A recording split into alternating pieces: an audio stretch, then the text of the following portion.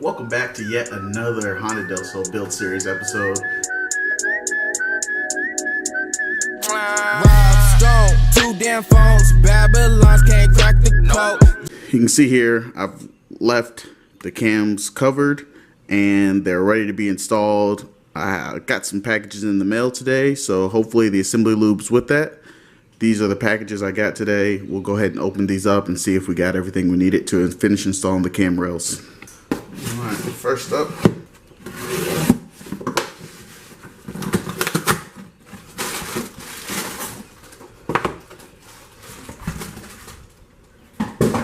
you've got to love it when they package a box inside of another box.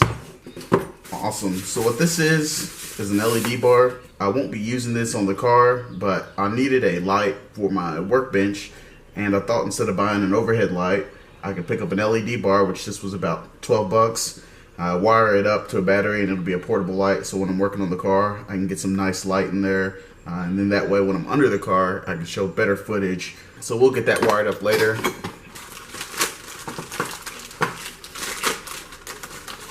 see what we have here. This was another thing I was waiting for. So this is a cam gear holder tool. This will allow me to set the timing on the cam gears, and it also allow me to torque down the cam gears to the cam shaft. I can insert this, and that way the cam gears won't move, and I can torque those bolts down.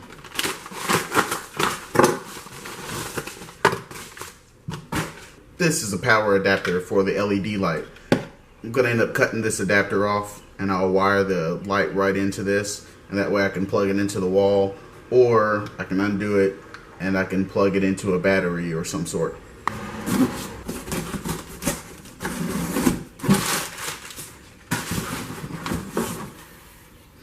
Ultra Slick assembly lube.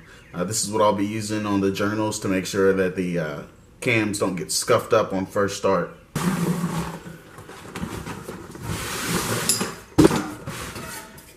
And a 12 pack of brake clean, because you can never have enough brake cleaner. And this, I ordered it off Amazon. I think it was 30 bucks for 12 of these. If you've ever bought brake clean, you know it's about 5 bucks a can. If you can get 12 for 30 bucks, you know that's a good deal. This will help me clean up the engine. Unfortunately, I didn't receive the cam seal. Not a big deal. I can still install the cams today and get a few things tightened up. So today's goal is going to be to clean the cam rails, clean the cam caps, get those installed. Once I get the cam seal, I'll take off that end cam cap and install a new cam seal there. Not a big deal. And I really would like to get the cylinder head button back up. I can get it mounted onto the engine block, but before I do that, I want to make sure I clean the engine block really well. I'm also going to have to sand the mating surface where the head meets the cylinder block. I want to make sure I get those sanded down, so I needed that brake cleaner for that. And then we can get the cylinder head mounted onto the block. I can start putting stuff back onto it. I'll get my valve cover back installed. And we'll move right along. There is also another mod that I want to do to the valve cover. What I would like to do is open this area up here so that you can actually physically see the timing on the cam gears. I've seen it on another car that basically had half moons cut out here so that you can see the time gears. If I get the cam gears installed today, I'll go ahead and get that marked up and try to get that cut out and touch this back up. I'm not exactly sure how I'm going to do it, so don't hold me to that. I'm not sure if we'll get to that today. Before we get started, I just wanted to show you this.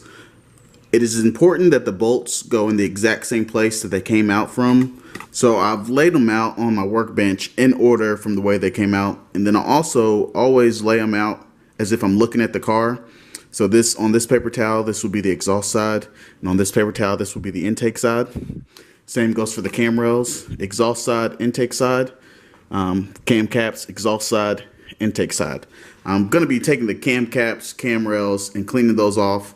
I may clean the bolts up with some brake parts cleaner. I'm not sure. I'm not too worried about them because they're just bolts, but I definitely want to get these cam rails cleaned up. If I get close, you can see how gritty that is on there because the valve cover was off of the car sitting. I probably should have did this before I started the engine, but I wasn't too worried about it because I was going to tear the engine apart. Also, this is my cam seal. It definitely needs to be replaced. I believe this was a failure point where it was leaking on the engine. I believe that because on the transmission it was leaking, and then also the VTEC solenoid had a lot of oil and gunk on it. So I think that this cam seal was toast anyways. So I'm going to lay these out, get them sprayed down, and then I'll bring you back. So this is what I'll be using to clean up the engine parts. I've got some WD-40 to spray them down with after I clean everything to make sure they don't rust. I've also got some foaming engine degreaser. I'll hit them with that first. Then I'll hit them with the Owl's Awesome engine degreaser. It is not a foaming, it is just a liquid type. So that'll rinse off the foaming degreaser. And I've also got a bucket of hot water with a shop towel. And I have some Scotch-Brite in case I have any areas I feel that need to be cleaned up a little bit more than others.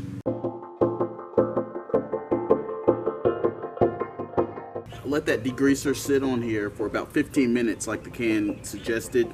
I'm now gonna clear it off and rinse it with some hot water. It's hot soapy water. I'm gonna use a Scotch-Brite pad to scuff up any particles that are still on there, make sure they're clean, and then I'll wipe them down with a shop rag once I've scuffed them up with the Scotch-Brite pad.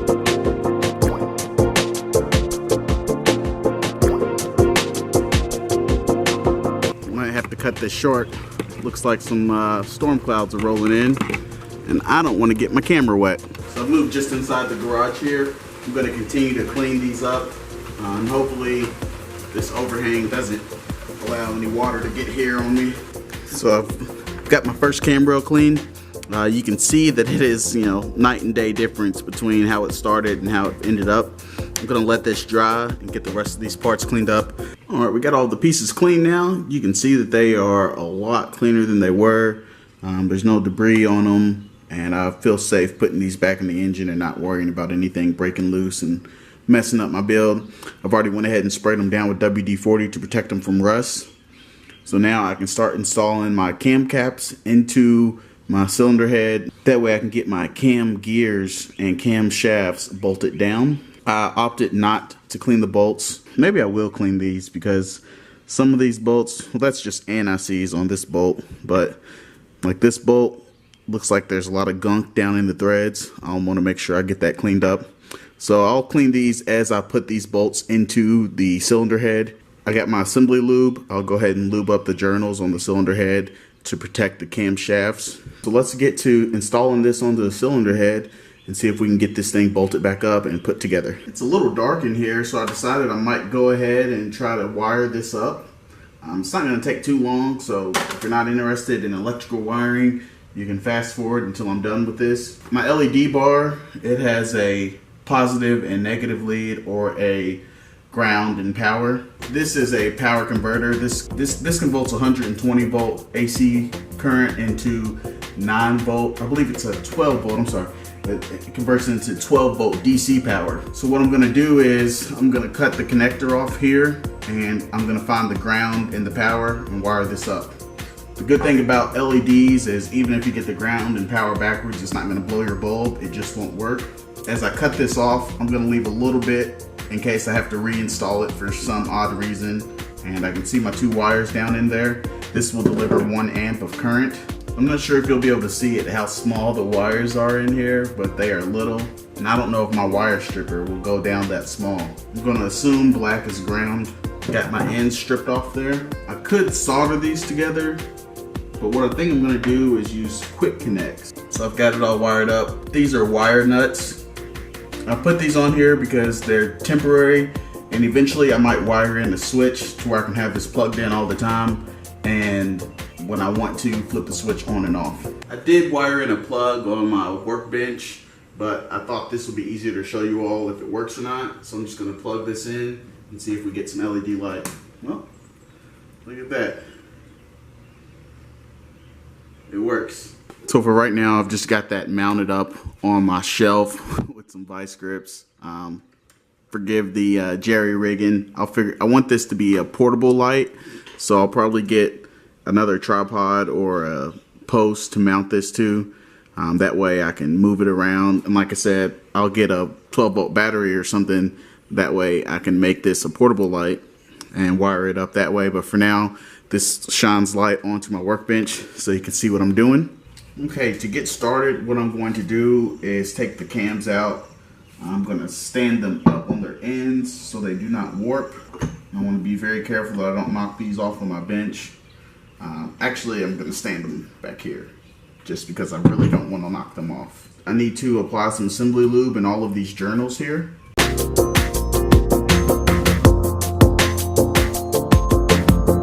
also going to install assembly lube on all of my rocker arms, just because these are high lift cams and it's possible for them to wear these out faster. All of my metal on metal parts will have lube on them, and that'll give me a little bit more peace of mind. This stuff is really gooey and stringy.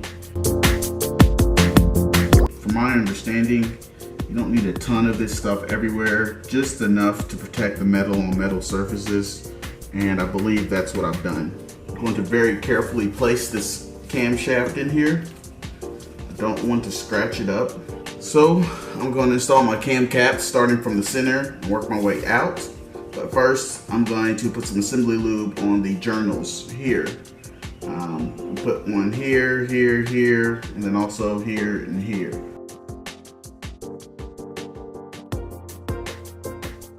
Okay, so for the center cam cap, there is a dowel and an O-ring that needs to be replaced here.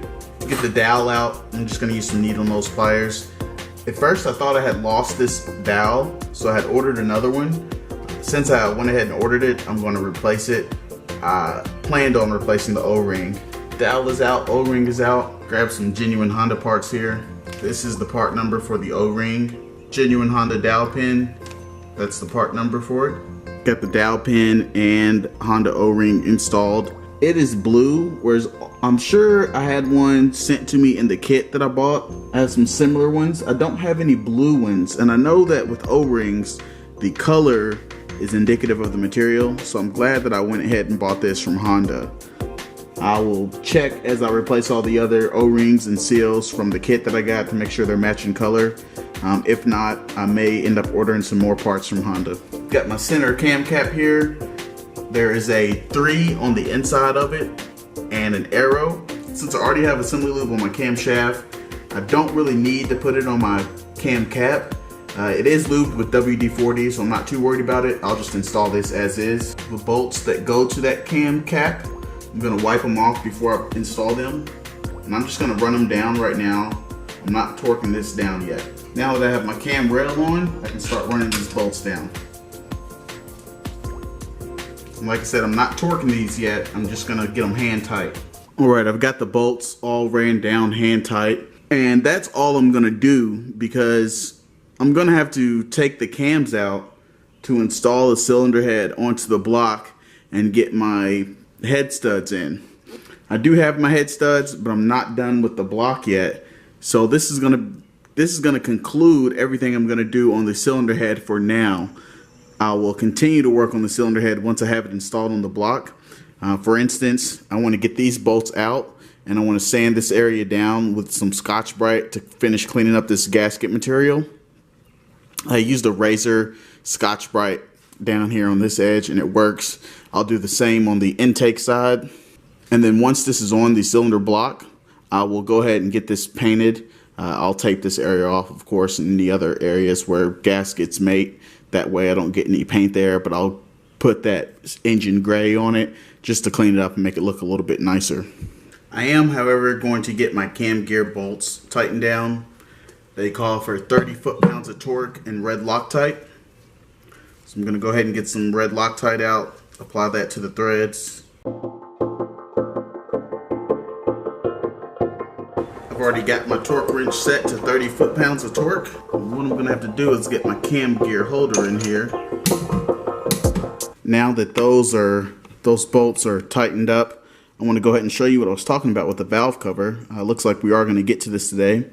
I would like to follow the contour of the cam gears onto the valve cover to where that's cut out there as well, and also here. I'd like to just keep following that contour and then cut this out of the valve cover. I'm going to put a piece of cardboard on the cam gears, trace their contour, and then I'm going to copy that onto the valve cover. Now that I've got this copied, I'm going to use a marker to transfer the contour onto the valve cover.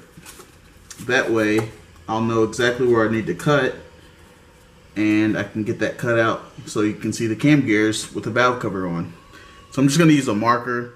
I'm going to use a black marker, and I'll be able to see it, I think. Yeah, I'll be able to see it and get that cut out. So I'm just going to Dremel it out. I think my Dremel will work to do this. So I'm going to Dremel it out, and then I'll clean it up as well with my Dremel. I have a line where I need to be. What I'm going to do is just Dremel out just underneath of that, and then I'll use the sanding bit to finish up that line and make it look more even.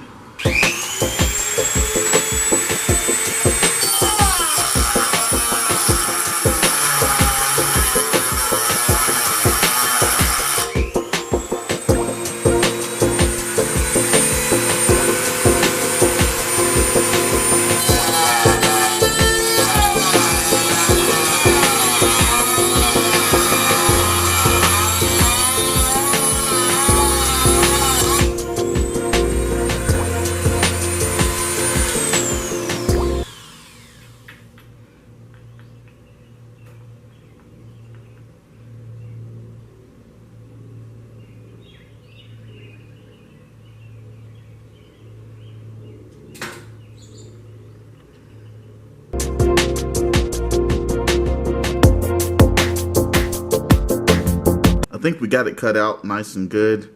I'm a little dissatisfied with how much I cut out here. It's a little uneven. So what I think I'm going to do is I'm just going to go straight across and cut that whole piece out. That way we won't have this down in here, and it'll look a little better. I'll tape this off and repaint this so that you can't see the scuffs from where I cut, but I'm liking the way that looks so far. So I'm just going to pull this back off and get this piece cut out here. So we got the middle piece cut out here. I think it looks okay. Once I get it painted, I think it'll look a little bit better. I'm not too worried about how it looks at. I even thought about if I wanted to just take it off all the way around right here. I decided against that because the cycle duty on my Dremel is not made to cut stuff like this. Also, I could use my angle grinder, but it'd be a lot less accurate. So I'm just going to be satisfied with just cutting out the area here so you can see the cam gears. That'll allow you to time it while the valve cover's on. That's going to wrap this video up. I'm still waiting on a few things before I can put together the cylinder block.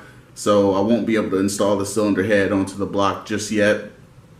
Once I do that, I'll bring you back because I need to hone the cylinder block and then also need to clean it. So I'll show you that process and measuring the pistons and ring gap, getting my standard size bearings in, measuring the clearance for oil. So there's a lot to do on the cylinder block before I can put the cylinder head on.